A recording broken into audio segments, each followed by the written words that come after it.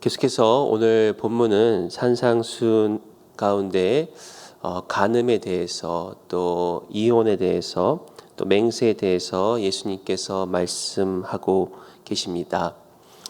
이 마태복음 5장부터 7장까지 나와 있는 이 산상수훈에 대해서 우리가 한 번 더 짚고 넘어갈 것이 있는데 그것을 통해서 우리가 오늘 본문을 좀 이해할 수 있겠습니다.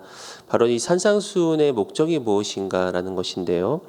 산상수훈은 한마디로 천국의 백성의 삶을 이야기한다라고 할 수 있겠습니다. 이 천국, 하나님의 나라, 하나님의 나라란 바로 하나님께서 통치하시는 나라입니다.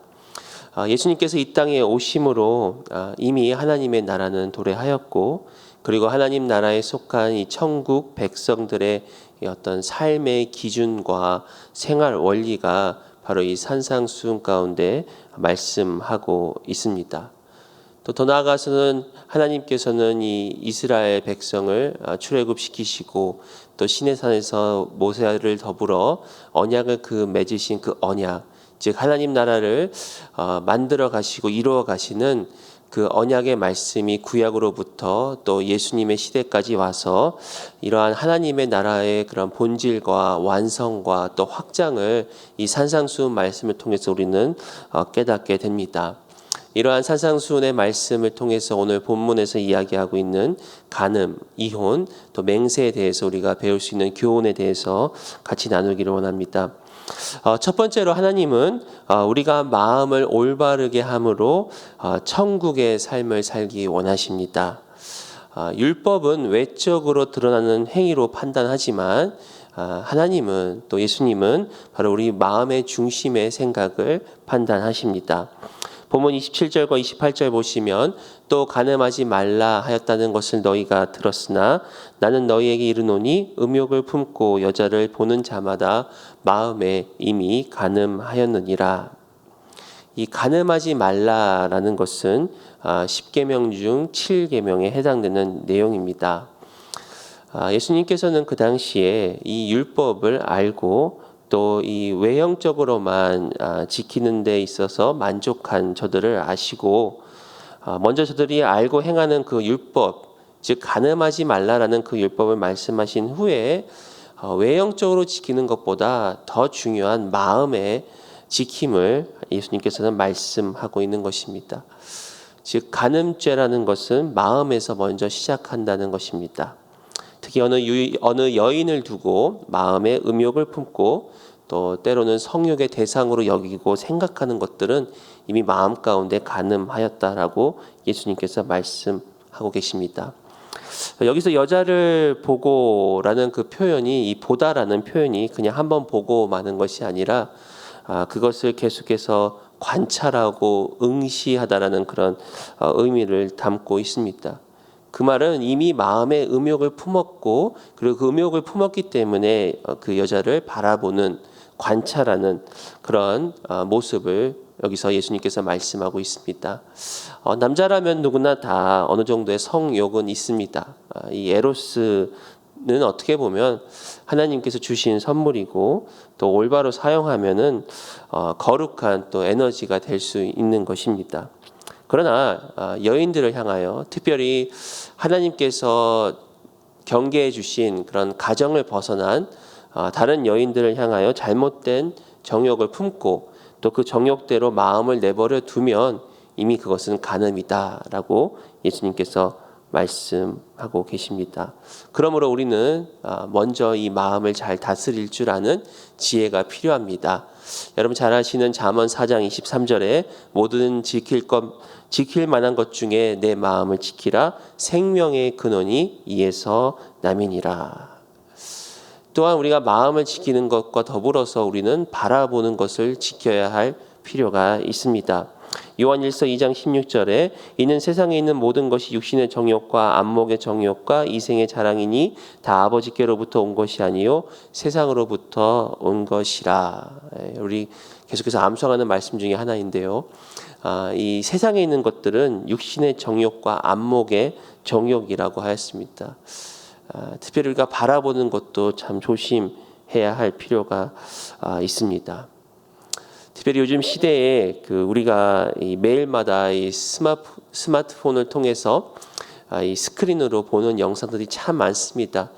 유튜브나 그런 인터넷을 통해서 쏟아지는 수많은 컨텐츠들이 있는데요. 이것을 절제하지 못하고 잘못하면은 참 여러 가지 안 좋은 그런 영상들을 볼 수가 있습니다. 아마 여러분들 많이 경험하셨겠지만 어느 영상을 틀게 되면 계속해서 그 영상과 관련된 그런 영상들이 계속해서 밑에 나오게 됩니다. 그러다 보면 이게 넋을 잃고 영상을 보게 되면은 순간 30분 때로는 1시간까지도 이렇게 시간이 그냥 흘러갈 때가 있습니다. 그리고 그런 영상들 중에서는 좀 자극적인 그런 영상도 있고 또 우리가 봐서는 안 되는 그런 영상들도 가끔 있습니다. 그러다 보면은 우리가 그런 어떤 보는 것 또 그 생각하는 것에 대한 그런 죄로 그것을 또 흘러가게 할 수가 있는 것입니다. 제가 좀 더 젊었을 때는 더 혈기가 왕성했을 때는 이렇게 바라보는 것에 대해서 좀 훈련을 했었습니다. 특별히 이 어떤 컴퓨터 스크린이나 아니면 또 지나가다 보면 이렇게 빌보드 간판이나 어떤 포스터 등에 좀 이런 그런 좀 이렇게 여인의 모습이 나오거나 그럴 때는 이렇게 의도적으로 좀 이렇게 눈을 돌리곤 했습니다. 물론 우리가 마음에 어떤 그런 성욕이 있거나 또 그런 것들을 보는 것으로부터 오는 그런 유혹들은 있지만 그 유혹이 죄가 되지 않기 위해서 얼른 눈을 돌리고 다른 걸 쳐다보고 다른 걸 생각하고 좀 의도적으로 이렇게 훈련했던 그런 시간들이 있었습니다.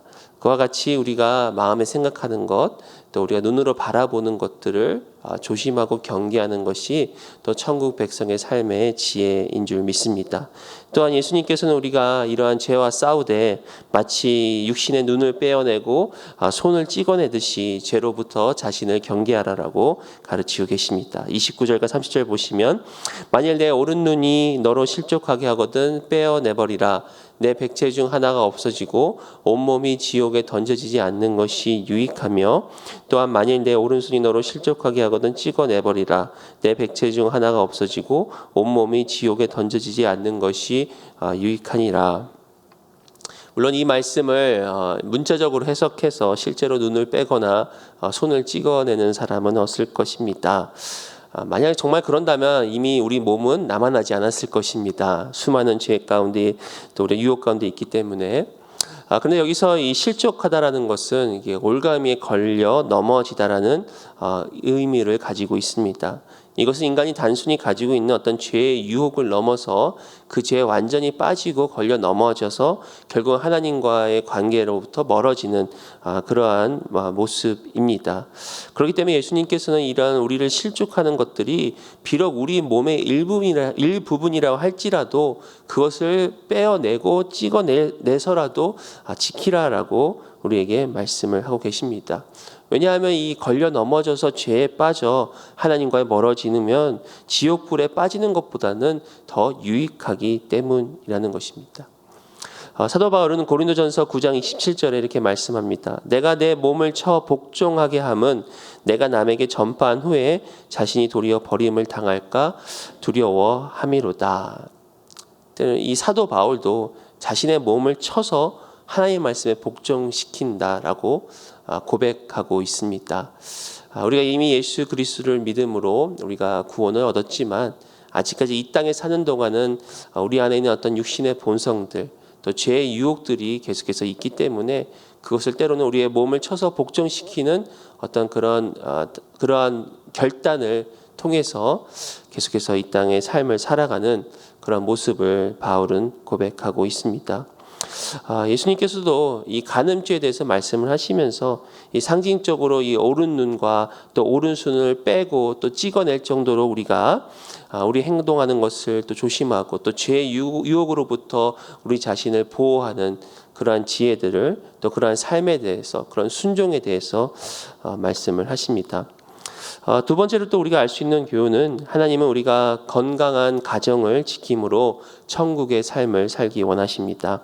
31절 보시면 또 일렀을 때 누구든지 아내를 버리려거든 이혼 증서를 줄 것이라 하였으나 이 말씀은 신명기 24장 1절의 말씀입니다. 제가 읽어드리겠습니다. 사람이 아내를 맞이하여 데려온 후에 그에게 수치되는 일이 있음을 발견하고 그를 기뻐하지 아니하면 이혼 증서를 써서 그의 손에 주고 그를 자기 집에서 내보낼 것이요. 하나님의 뜻은 남녀가 결혼하여 또 하나가 되어 가정을 지키는 것이지만 또한 동시에 하나님께서는 이 이혼 증서를 허락하셨습니다. 예수님께서는 이를 들고 마태복음 19장 7절 8절에 이렇게 말씀하십니다. 여짜오되 그러면 어찌하여 모세는 이혼 증서를 주어서 버리라 명하였나이까? 예수께서 이르시되 모세가 너희 마음의 완악함 때문에 아내 버림을 허락하였거니와 본래는 그렇지 아니하니라. 그러니까 이것이 허용되었지만 하나님의 본래의 뜻은 남녀가 가정을 이루면 그 가정을 지키는 것이 하나님의 뜻이다라고 예수님께서도 말씀을 하고 계십니다. 그런데 여기서 신명기 아까 읽었던 말씀처럼 어떤 아내에게서 수치되는 일이 발견된다면 아내를 그냥 내보내지 말고 이혼 증서를 쓰라고 말씀을 하십니다. 이혼 증서의 목적은 먼저는 무차별한 이혼을 방지하기 위함입니다. 즉 그냥 내보내는 것이 아니라 타당한 이유를 발견하고 그것을 증서로 씀을 통해서 이 무차별한 그런 이혼을 먼저는 방지하는 하나님의 방편이라고 할 수가 있겠고요. 또 두 번째는 그 당시에 이 가부장 그적 시대에 그 여성의 인권을 보호하는 또 일종의 장치라고 할 수가 있겠습니다. 즉 이혼 증서를 써줌을 통해서 여성을 보호하고 또 생활을 보장해주고 또 다시 재기할 수 있는 그런 회복의 길을 열어주는 방법이 바로 이혼 증서입니다. 그런데 예수님께서 사셨던 그 당시만 해도 이 이혼 증서에 대해서 자기의 편의대로 해석하고 오용하는 사람들이 많이 있었습니다.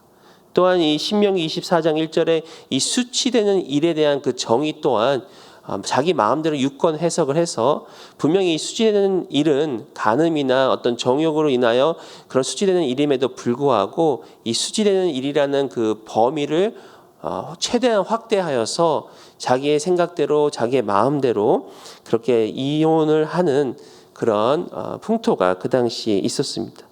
그렇기 때문에 예수님께서는 저들의 그 모습을 아셨기 때문에 또 생각을 아셨기 때문에 이렇게 말씀하십니다. 32절에 보시면 나는 너희에게 이르노니 누구든지 음행한 이유 없이 아내를 버리면 이는 그로 간음하게 하며 또 누구든지 버림받은 여자에게 장가드는 자도 간음함이니라.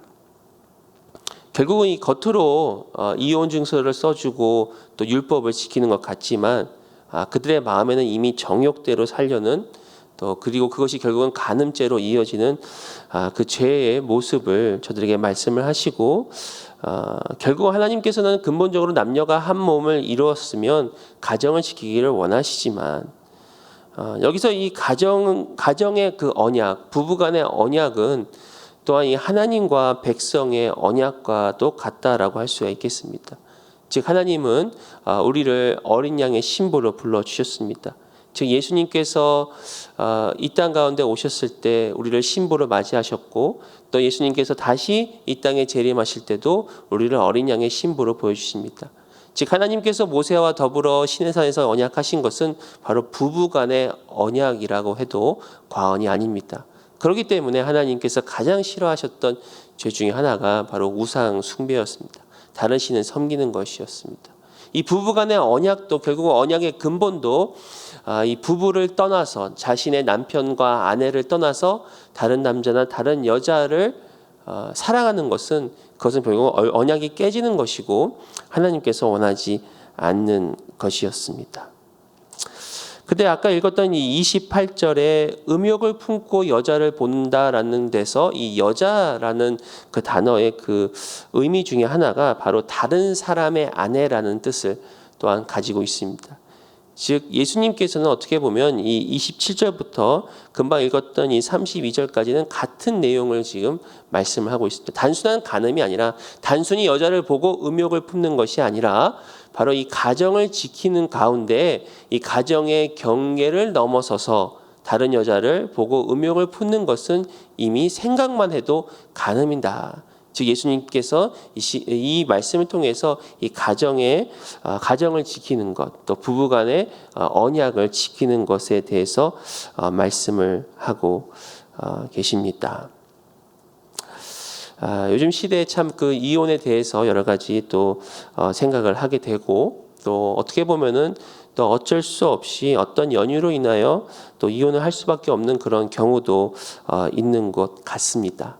이 모세 시대에도 이혼 증서를 써서 허락하였듯이 또 그러한 어떤 연유나 이유 때문에 이혼을 할 수 있다 하지만, 하나님의 그 원래 뜻을 우리가 다시 한번 기억하고, 특별히 그 이혼의 사유 중에 있어서는 안 될 것 중에 하나가 저는 간음이라고 생각합니다. 만약에 하나님께서 정해 주신 그 경계를 넘어서서 음욕을 품고 정욕대로 살았다면 그것은 결국은 예수님께서 말씀하신 죄가 아닌가. 또 우리가 그 부부 안의 그 경계를 넘지 말고 부부간의 관계를 지키고 가정을 지키는 것이 또한 하나님의 말씀임을 같이 기억했으면 좋겠습니다. 세 번째로, 하나님은 진실된 삶을 통하여 하나님 나라를 살아가기를 원하십니다. 33절 보시면, 또 옛사람에게 말한 바 혓 맹세를 하지 말고 내 맹세한 것을 주께 지키라 하였다는 것을 너희가 들었으나, 또 우리 그 전에 이야기했던 말씀과 더불어서 계속해서 이 구약의 말씀들을 예수님께서 저들에게 상기시켜 주십니다. 특별히 이 33절은 신명기 23장에 나와 있는 어떤 입으로 서원하고 언약한 대로 행하라라는 그런 하나님의 말씀을 예수님께서 저들에게 말씀하고 계십니다.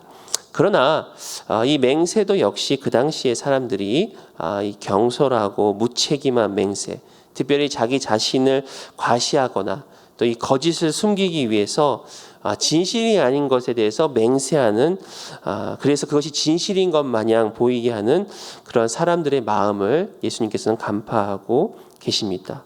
어떤 자신이 정직하다는 것을, 신뢰하다는 것을 그냥 그것을 맹세를 통해서 억지로 저들에게 주장하는 것들, 그리고 저들의 동조를 얻는 것들을 예수님께서는 알고 계셨습니다. 또한 저들은 더 나아가서 이 하나님뿐만이 아니라 다른 것들까지도 이야기를 하면서 그렇게 헛맹세를 합니다. 34절부터 36절 보시면, 나는 너희에게 이르노니 도무지 맹세하지 말지니 하늘로도 하지 말라 이는 하나님의 보좌임이요, 땅으로도 하지 말라 이는 하나님의 발등상임이요, 예루살렘으로도 하지 말라 이는 큰 임금의 성임이요, 내 머리로도 하지 말라 이는 내가 한 터럭도 희고 검게 할 수 없음이라. 저도 이렇게 생각해 보면 어렸을 때 이렇게 좀 맹세를 좀 이렇게 친구들하고 했던 것 같습니다. 이렇게 주위 친구들이 이렇게 믿어주지 않으면 제가 맹세한다라는 그런 표현을 쓰면 이렇게 억지로 이렇게 친구들에게 믿어달라고 그렇게 때를 썼던 적이 있습니다. 그런데 솔직히 말씀드리면 그 중에서도 이게 좀 약간 거짓말을 할 때도 있었습니다. 거짓말을 해도 맹세한다 그러면 친구들이 이렇게 믿어주는, 이제 믿어줬는지는 모르겠지만 그냥 그 순간을 넘어가는 그런 일들이 있었는데요. 그래서 이게 한국 사람들도 이렇게 표현해 보면 내 성을 간다, 뭐 내 손에 장을 지진다, 뭐 이런 표현을 통해서 어떤 그런 맹세라는 표현을 쓰고 있는 것을 우리가 봅니다.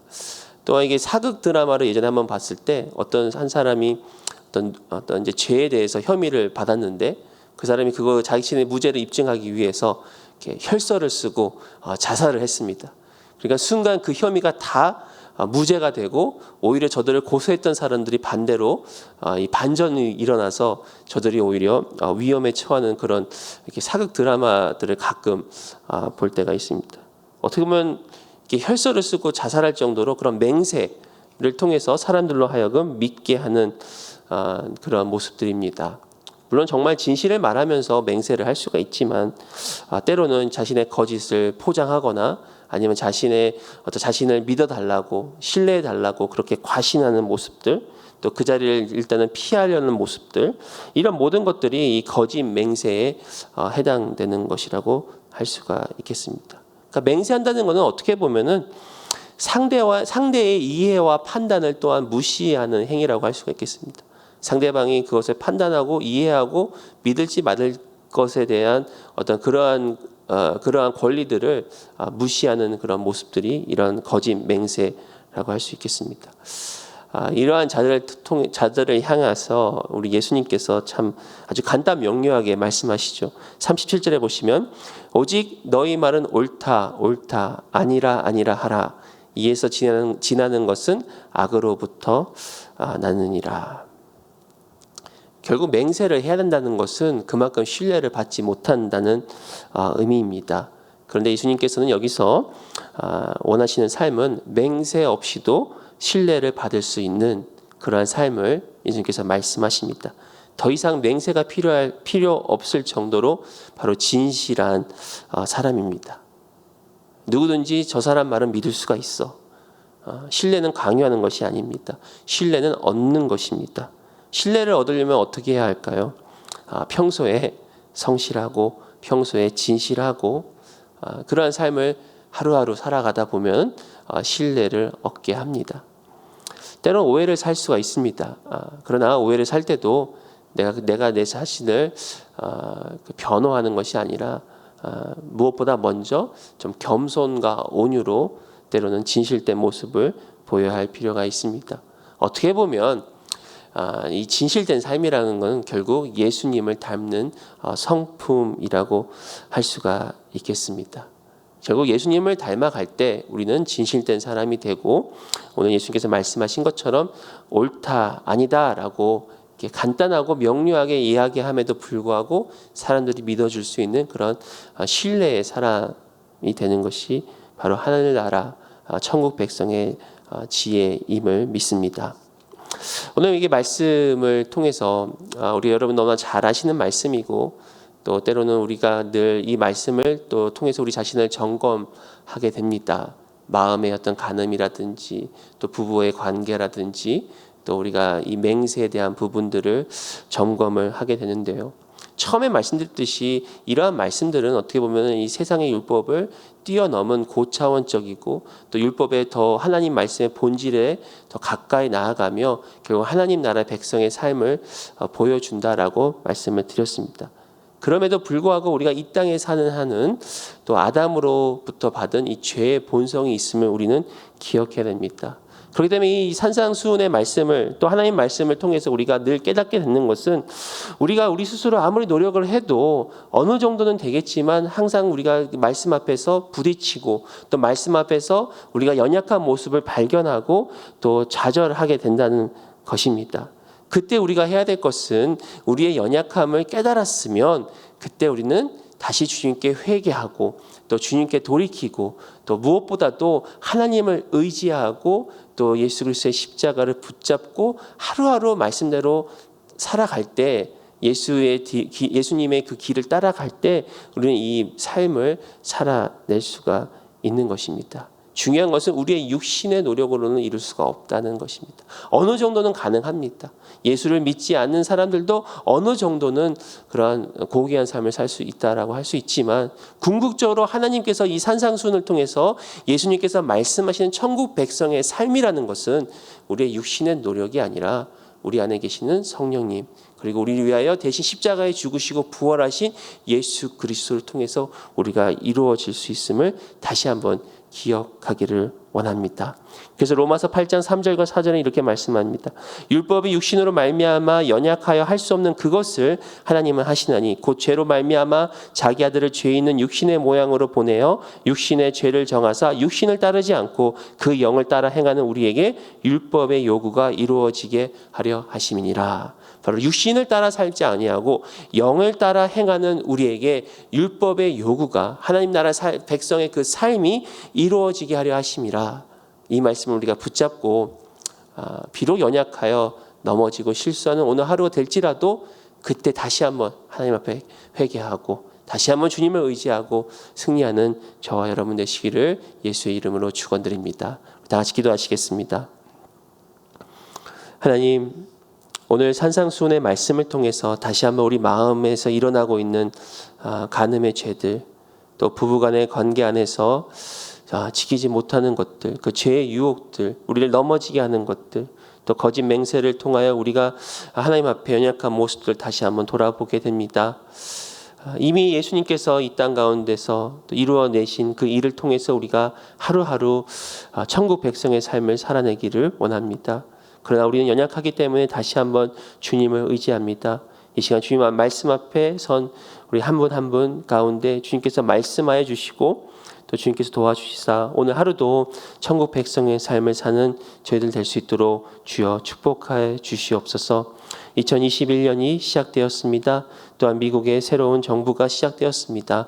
하나님, 우리 미국을 또 조국을 주님께서 불쌍히 여기사 하나님께서 은혜 주시고 긍휼을 베풀어 주시사 정말 나라의 지도자들이 하나님을 경외하고 또 하나님의 뜻대로 또 나아갈 수 있도록 또 이 어려운 시기 이 코로나 사태를 또 이겨나갈 수 있는 지혜를 주께서 허락하여 주옵소서. 또 우리 교회를 기억하여 주시고 또 교회에 진행되고 있는 모든 그런 사역들 또 교회 우리 성도님들 하나님 여러 모양으로 질병으로 고생하시는 분들 계십니다. 하나님께서 이 시간 위로하여 주시고 또 가족들을 먼저 보내신 분들 또 하나님께서 이 시간 위로하여 주셔서 이 시간들을 우리가 정말 주님 붙잡고 잘 살아갈 수 있도록 하나님께서 인도하시고 주님 역사하여 주옵소서.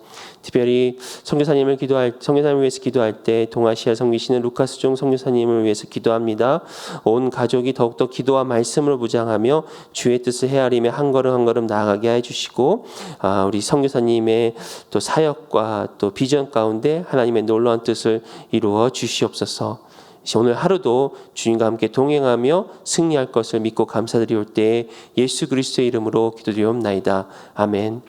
하늘에 계신 우리 아버지여 이름이 거룩히 여김을 받으시오며 나라의 마옵시며 뜻이 하늘에서 이루어진 것 같이 땅에서도 이루어지이다. 오늘날 우리에게 일용할 양식을 주옵시고 우리가 우리에게 죄 지은 자를 사하여 준 것 같이 우리 죄를 사하여 주옵시고 우리를 시험에 들지 말게 하옵시고 다만 악에서 구하옵소서. 되게 나라와 권세와 영광이 아버지께 영원히 있사옵나이다. 아멘.